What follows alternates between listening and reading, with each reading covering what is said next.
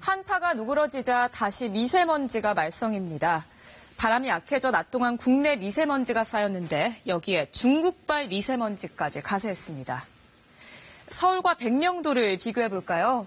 서울은 오전부터 농도가 점차 높아졌는데 이건 국내 미세먼지의 영향입니다. 반면 백령도는 오후부터 농도가 급격히 올랐습니다. 바로 중국발 미세먼지 때문입니다.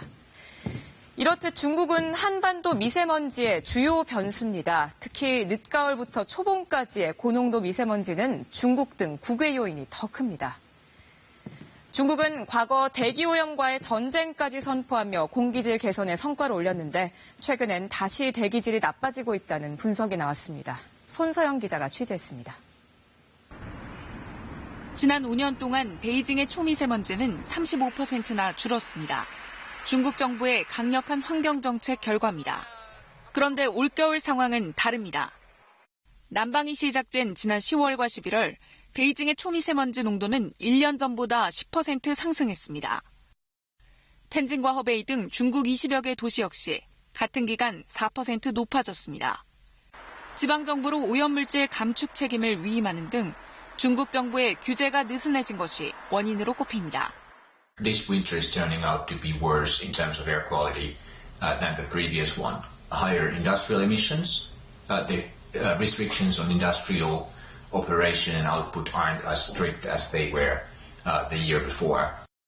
중국의 미세먼지 증가는 우리나라의 대기질에도 악영향을 미치게 됩니다. 문제는 그 영향을 과학적으로 입증하기 어렵다는 점입니다. 미세먼지가 한반도로 유입되는 과정에서 바람에 희석되는 등 기상 변수가 많기 때문입니다. 중국 정부가 서울 미세먼지는 서울 것이라며 자신감을 내비친 것도 이런 이유입니다.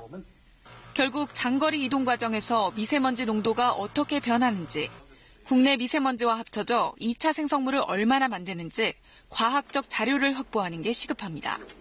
장거리 이동이라는 측면이 희석 효과도 있지만 생성에 필요한 시간을 제공해 준다는 면에서 2차 생성분이 상당히 높아질 수 있는 가능성이 높습니다.